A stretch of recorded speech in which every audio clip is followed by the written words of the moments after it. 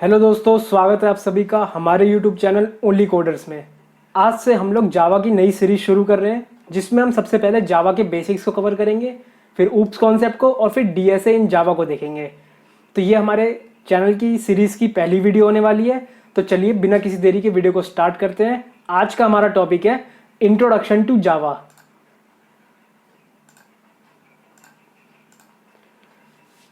जावा एक popular programming language है जिसको किसने क्रिएट करा था? जेम्स गॉसलिंग ने क्रिएट करा था एट सन माइक्रोसिस्टम्स में, which is now a subsidiary of Oracle corporation.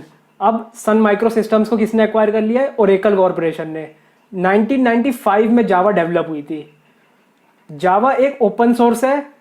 Open source का क्या मतलब होता है कि ये फ्री टू यूज़ है, इसके लिए हमें कोई भी पैसे देने की ज़रूरत नहीं है, ये फ्री टू यूज़ है। ठीक है।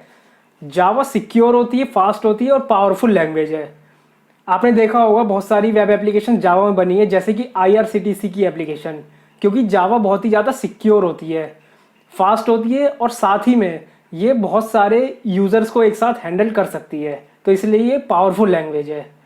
जावा का यूज़ हम लोग कई जगहों पर कर सकते हैं, जैसे कि मोबाइल एप्लीकेशंस को डेवलप करने के लिए, डेस्कटॉप एप्लीकेशंस को डेवलप करने के लिए, वेब एप्लीकेशंस को डेवलप करने के लिए, गेम्स, सर्वर्स और भी बहुत सारी चीज़ें। डेटाबेस कनेक्टिविटी भी जावा से देखी जाती है। तो जावा एप्लीकेशंस के मल्टीपल यूजेस हैं। ठीक है। It is platform independent language. तो ये बहुत ही इंपॉर्टेंट पॉइंट है, ये इंटरव्यूज़ में पूछ लिया जाता है। इस पॉइंट को हम लोग इस वीडियो के लास्ट में समझेंगे, जब हम लोग ये समझ रहे होंगे कि जावा का कोड एक्चुअली में एग्जीक्यूट कैसे होता है। ठीक है। अब सबसे पहले समझते हैं कि जेडीके, जेआरई और जेवीएम में क्या डिफरेंस है। बहुत सारे लोगों को इसमें कंफ्यूजन होती है कि जेडीके क्या है, जेआरई क्या है, जेवीएम क्या है। तो आज मैं आपको आसान शब्दों में इनको एक्सप्लेन करने की कोशिश करूंगा। तो जेडीके की फुल फॉर्म होती है हमारे पास जावा डेवलपमेंट किट। ये एक सॉफ्टवेयर डेवलपमेंट किट होता है। एक सॉफ्टवेयर डेवलपमेंट किट क्या होता है? सॉफ्टवेयर डेवलपमेंट किट वो होता है जिसके पास बहुत सारे टूल्स होते हैं। टूल्स किस चीज़ के लिए? एक एप्लीकेशन को डेवलप करने के लिए। तो जेडीके क्या है? एक जावा की एप्लीकेशन को डेवलप करने के लिए बहुत सारे टूल्स प्रोवाइड करता है, जिसकी मदद से हम जावा एप्लीकेशंस को डेवलप कर सकते हैं। ठीक है। तो ये होता है जेडीके। अब जेडीके के अंदर आता है जेआरई। जेआरई क्या होता है? जावा रन टाइम इन्वायरमेंट, ये इसकी फुल फॉर्म है। जेआरई रिस्पॉन्सिबल है जावा एप्लीकेशंस को रन करने के लिए। ठीक है। जेआरई किस लिए रिस्पॉन्सिबल है? For running of Java application.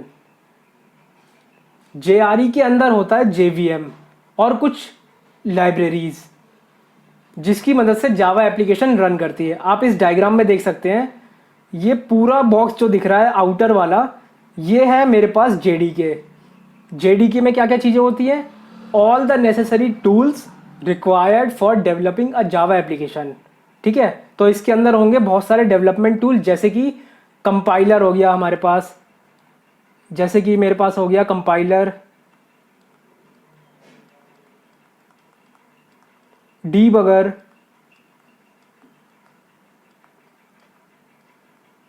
Debugger और इंटरप्रेटर।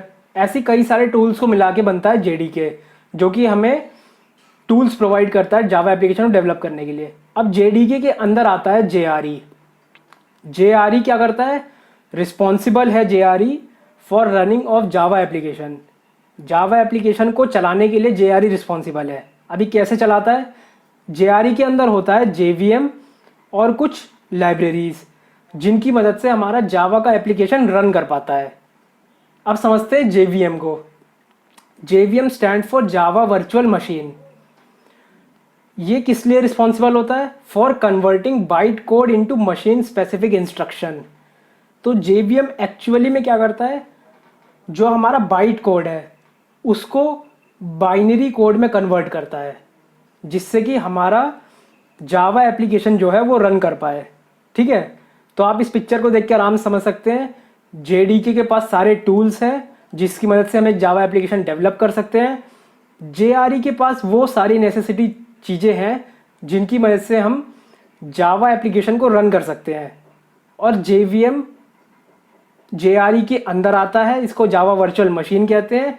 ये क्या करता है, कन्वर्ट करता है बाइट कोड को बाइनरी कोड में, जिससे कि हमारा जावा एप्लीकेशन रन कर पाता है।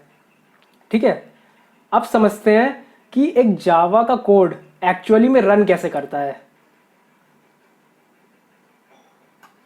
तो सबसे पहले हमारे पास है यहाँ पर सोर्स कोड। सोर्स कोड क्या होता है, जो भी हम कोड लिखते हैं अपने कोड एडिटर पे, इसकी एक्सटेंशन होती है .java। तो ये है हमारा सोर्स कोड। अब सोर्स कोड जाता है कंपाइलर के पास। कंपाइलर किसके पास होता है, JDK के अंदर जो नेसेसरी टूल्स होते हैं उन टूल्स में से एक है कंपाइलर। कंपाइलर क्या करता है, हमारे सोर्स कोड को कन्वर्ट कर देता है बाइट कोड में। अगेन मैं बताता हूँ, कंपाइलर क्या करता है, हमारे सोर्स कोड को कन्वर्ट कर देता है बाइट कोड में। बाइट कोड की एक्सटेंशन होती है .class। ठीक है, अब ये बाइट कोड JVM के पास जाता है। JVM क्या करता है, बाइट कोड को कन्वर्ट कर देता है हमारे बाइनरी कोड में, जिसकी वजह से हमारा जो जावा प्रोग्राम है वो रन कर पाता है। तो सबसे पहला स्टेप क्या हुआ, सबसे पहला स्टेप हुआ कंपाइलेशन। सबसे पहले स्टेप में हमने करा कंपाइलेशन। तो कंपाइलर ने क्या करा, बाइट कोड में हमारे सोर्स कोड को कन्वर्ट कर दिया। और सेकंड स्टेप होता है एग्जीक्यूशन।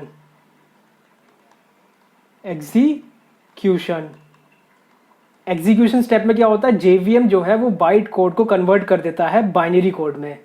ठीक है, अब हमने एक टॉपिक छोड़ दिया था ऊपर, उसको देख लेते हैं जरा।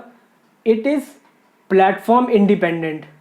जावा एक प्लेटफॉर्म इंडिपेंडेंट लैंग्वेज है। मींस जावा का कोड विंडोज़ में भी चल जाएगा, मैक ऑपरेटिंग सिस्टम में भी चल जाएगा, और लिनक्स ऑपरेटिंग सिस्टम में भी चल जाएगा।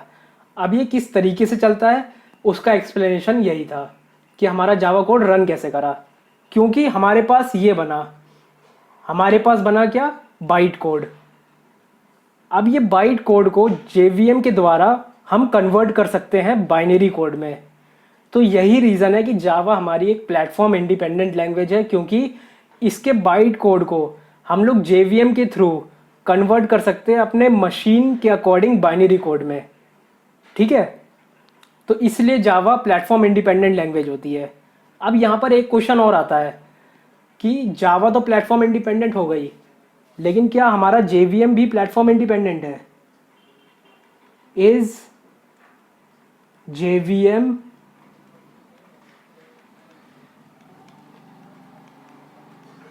Platform independent?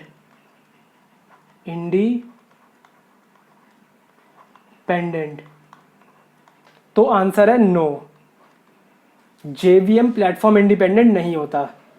अब इसका रीज़न क्या है, विंडोज़ के लिए हमें उसमें विंडोज़ के अकॉर्डिंग JVM डालना पड़ेगा, मैक ऑपरेटिंग सिस्टम के लिए अलग JVM आएगा, और लिनक्स ऑपरेटिंग सिस्टम के लिए अलग JVM आएगा। क्योंकि JVM क्या कर रहा है, JVM इस बाइट कोड को कन्वर्ट कर रहा है। जिस भी मशीन में JVM इन्वॉल्व है, सपोज विंडोज़ में इन्वॉल्व है, विंडोज़ में इंस्टॉल है, तो विंडोज़ के अकॉर्डिंग बाइनरी कोड में कन्वर्ट करेगा। अगर JVM हमारा मैक ऑपरेटिंग सिस्टम में इंस्टॉल होता तो मैक के अकॉर्डिंग बाइनरी कोड में कन्वर्ट करता, और अगर लिनक्स में इंस्टॉल होता तो लिनक्स के अकॉर्डिंग बाइनरी कोड में कन्वर्ट करता। तो इन दोनों क्वेश्चन में बिल्कुल भी कंफ्यूज मत होना। जावा एक प्लेटफॉर्म इंडिपेंडेंट लैंग्वेज है, क्योंकि हमारा जो बाइट कोड बनता है उसको JVM द्वारा हम बाइनरी कोड में कन्वर्ट कर सकते हैं।